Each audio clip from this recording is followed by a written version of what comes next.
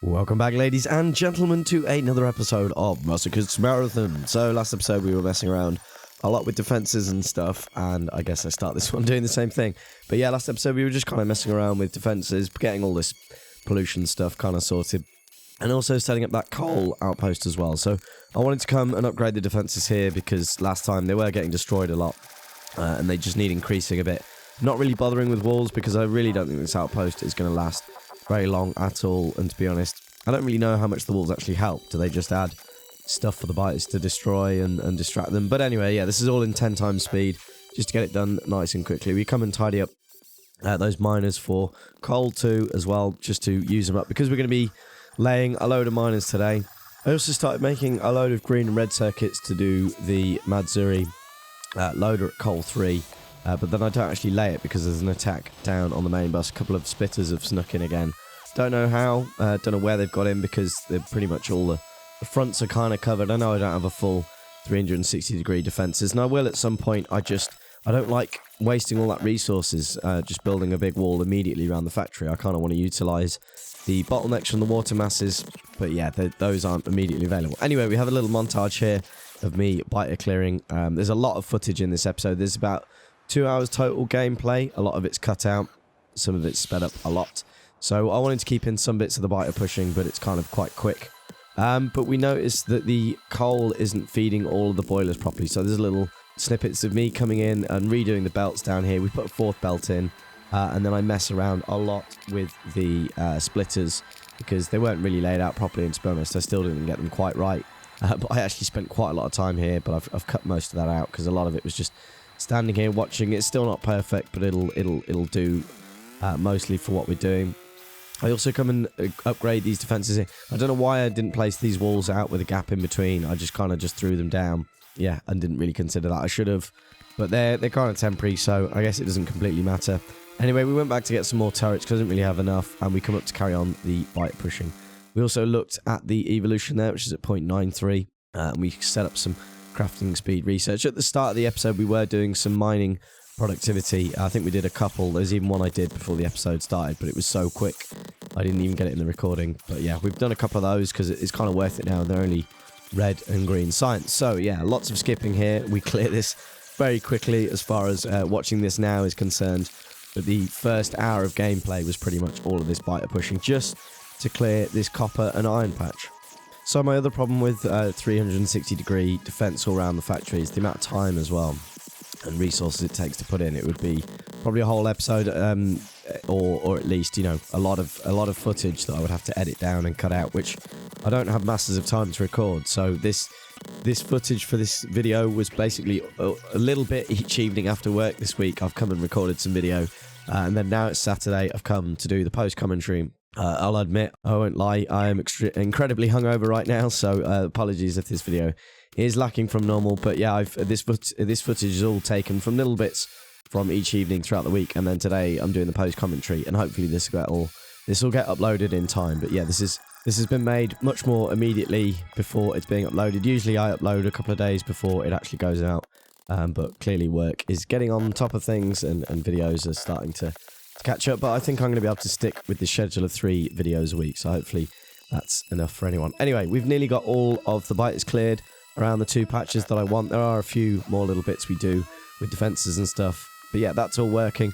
Another thing I wanted to do this episode, and you might think I'm a little bit crazy or doing this a bit early or whatever, is I wanted to put in some nuclear power, because without putting in some more belts to the power area, I can't really have more steam, and I don't really want to have more than 4 belts coming off the coal train for no particular reason. I just don't want any more at the moment. We can upgrade those to red later on, which will double the throughput, and we can add more.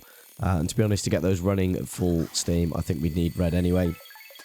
But anyway, we start the long, arduous task of collecting all of the resources to make the heat exchangers and the reactor and everything like that. It all takes a lot of resources, so I don't get the full layout done this episode that I want. I'll probably finish off the rest next episode. I also put this belt all the way around the labs. I need to sit down and actually redo the layout of the labs. They're not ideal right now. It's not really going to work like that once we start getting the rocket science, but for right now we're not producing enough science packs to feed those labs anyway, so it doesn't really matter.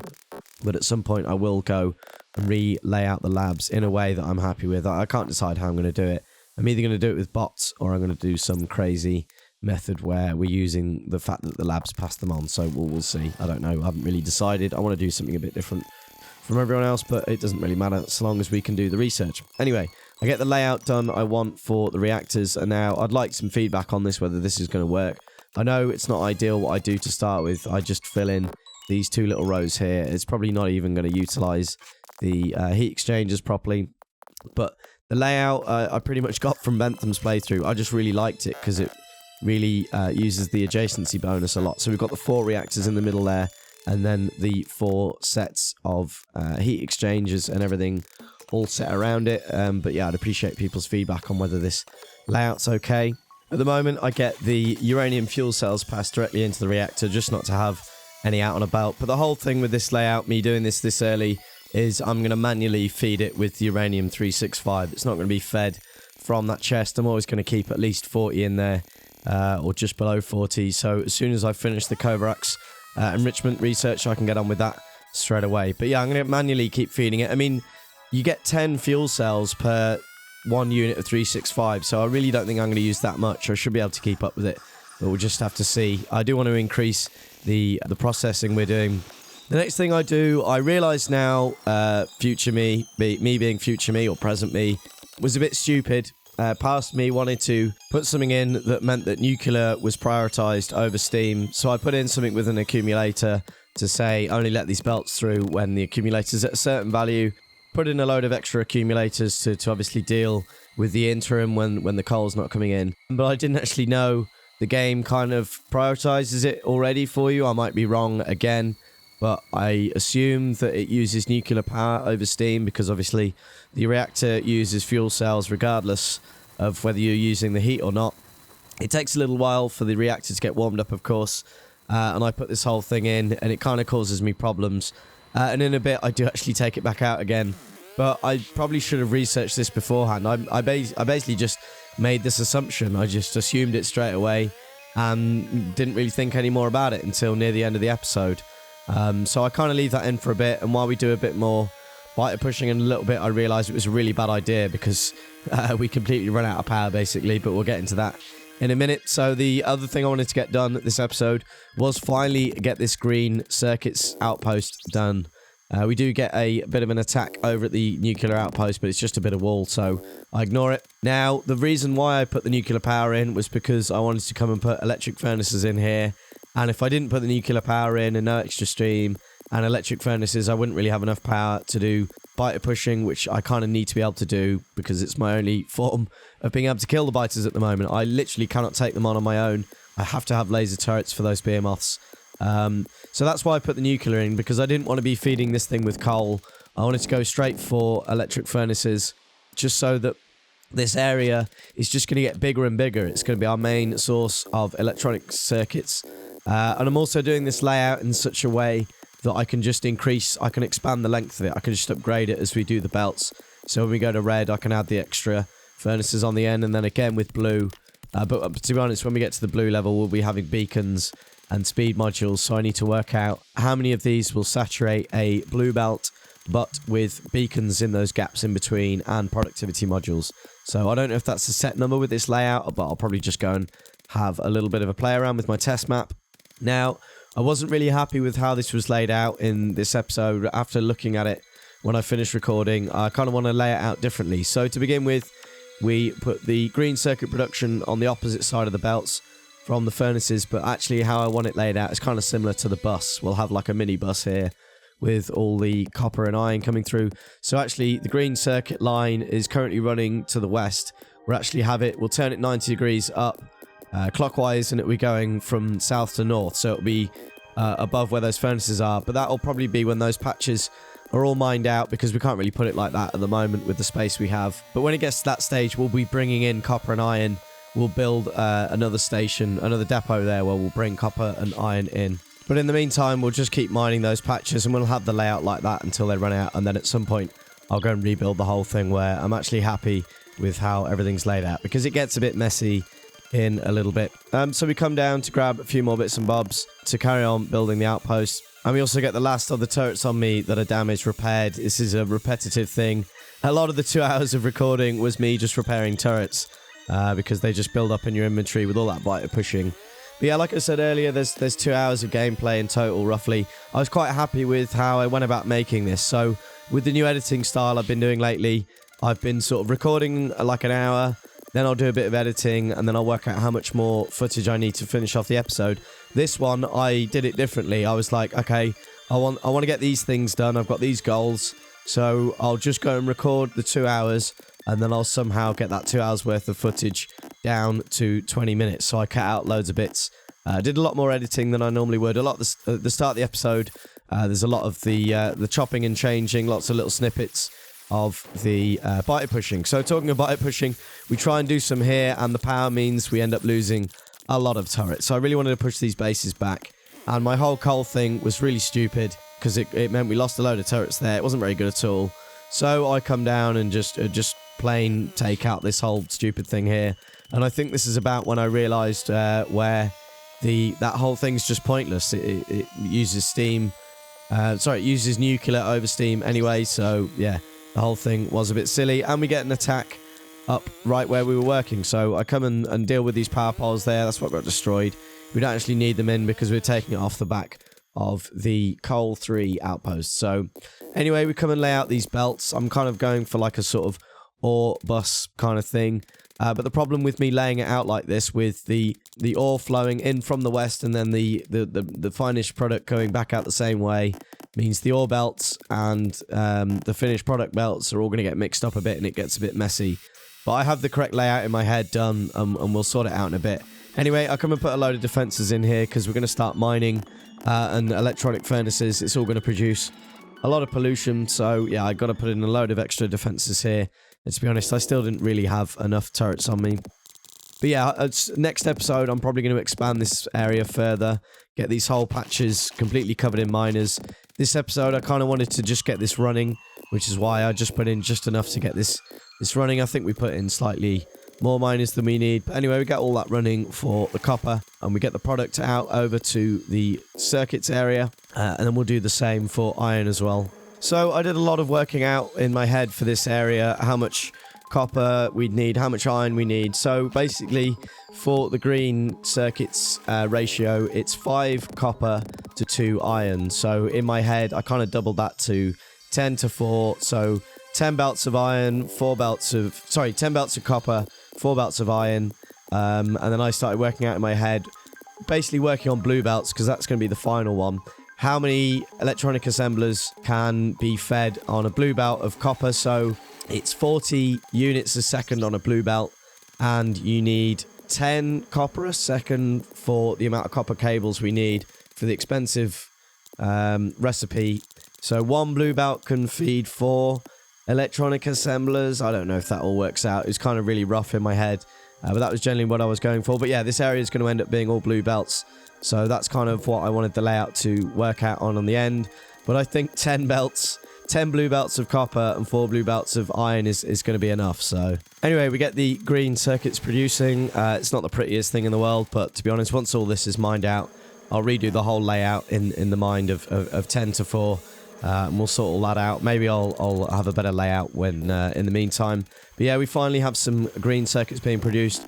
All we need to do now is get the outpost set up. Sorry, get the train station all set up. The outpost is pretty much set up. We need to get a load of defenses in though, but because I didn't have enough turrets and I couldn't be asked to go and pick up some more, relay these nice and close to the miners. Keep it all nice and close and tight, because then you need less turrets. And the patches do meet in the middle, so we had to put in some filter inserters just to sort that out. We'll just mine that little bit out in the middle in the meantime. And then, yeah, I wasn't really sure where to put the station. I probably should have moved it up a bit closer, but I kind of put it halfway between the tracks and the green circuit area. But to be honest, I'm probably going to have 2 trains, or at least 2 trains running to this in the future. So it's good to have enough waiting space for at least 1 train. In fact, I think we've got enough space here for 2, but I don't think we'll ever get to that level. But yeah, I kind of wish I moved it up a bit more, made it a bit more neater. I kind of just chucked it in here, and I don't really like the look of it now. It would have been nice to do a really nice, neat layout, have it laid out next to the green circuit production so it all looks fancy and everything. But yeah, I don't really bother We get another bit of wall destroyed over there. I really do need to go and add some more turrets down there at some point. But yeah, as it's not pollution attacks, it's not really high on my list, and pollution attacks are very regular at the moment. So we go and put in the Matsuri loader here because I thought it would be relevant with this station being as it's going to be so long-standing. I really should get some stack inserters in here as well. And I also thought it'd be worth mentioning the second half of this episode. The footage is at a really weird speed. It's at 480% times speed, if that makes sense. So it's 4.8 times instead of the 3 times we usually have. It was just an easy way to use that last bit of footage to make the episode exactly 20 minutes. Yeah, it was very handy for that. I could just mess around with the speed, hence why it's so specifically 4.8. But looking at it now, I think I'm going to move the station up. Probably when I rebuild the whole area, or if it really bothers me, I'm going to do it at the start of next episode, or even before the episode. I kind of want to just do it. I want to move it up so it's kind of horizontal. Weirdly, we get a load of biters right in the middle of the electronic furnaces there. I really don't know how they got in.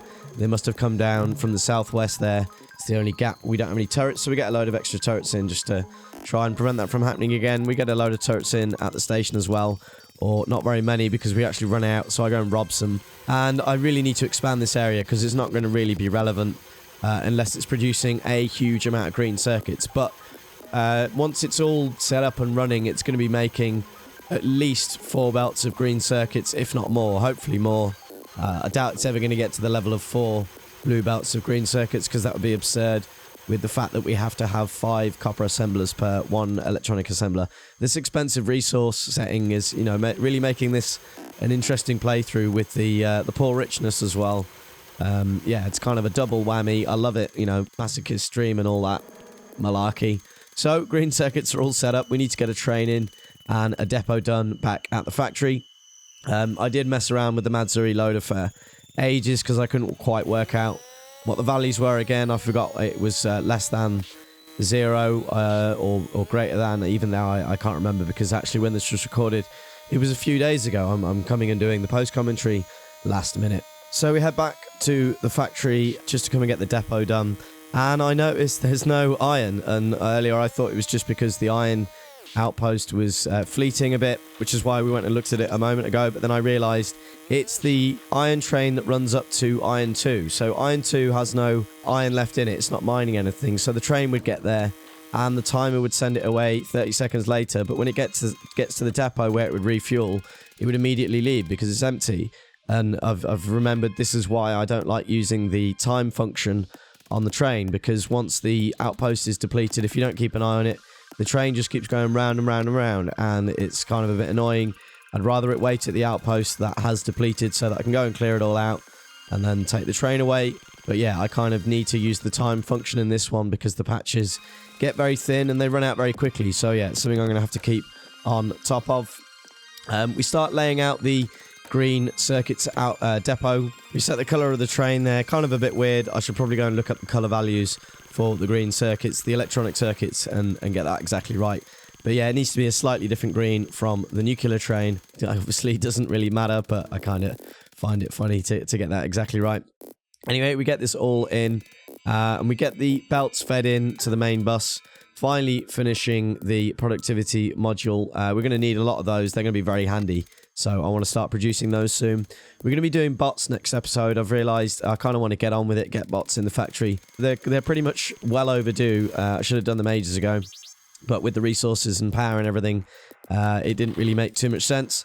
So I'm going to get that in. I'm going to upgrade power as well. Next episode, we'll get the rest of that nuclear area laid out. But we'll probably not feed any more than 1 reactor until I actually get Kovacs running, because otherwise we're not going to have enough 235 to do it. And yeah, it's kind of a bit silly me having that there without the Kovacs, but I kind of need it, and I think we'll be able to keep on top of it. But at the end of the day, we'll just have to see how it goes and see what happens. So I messed around massively with the belts here, trying to avoid doing my stupid over-the-top belt balancers that I don't really need, and then it doesn't really work, so I go and put them in. But we get our first train load of green circuits, and we hop on the train to get over there as well, because I forgot to put in some radars. So we go in and put in a couple of radars, one so that we can see the production area and one up at the mining as well. But to be honest, we only really needed one at the mining, and then I should have put one in the station because there is a bit of a gap in the map, but we can see it all. So then we catch the train back to go and sort out the rest of those belts.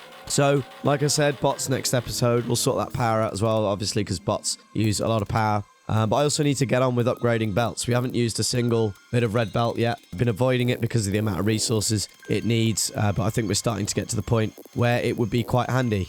So we get the green circuits connected up to the main bus. To be honest, I should have taken it through the middle of the green circuit production area there where there's room for 4 belts. But I'll do that at another time because the area is never going to produce that many with the expensive recipes. So we get it all hooked up, but I really do need to upgrade these belts or at least get more in so we can feed those processing units and finally get full high-tech science-backed production done.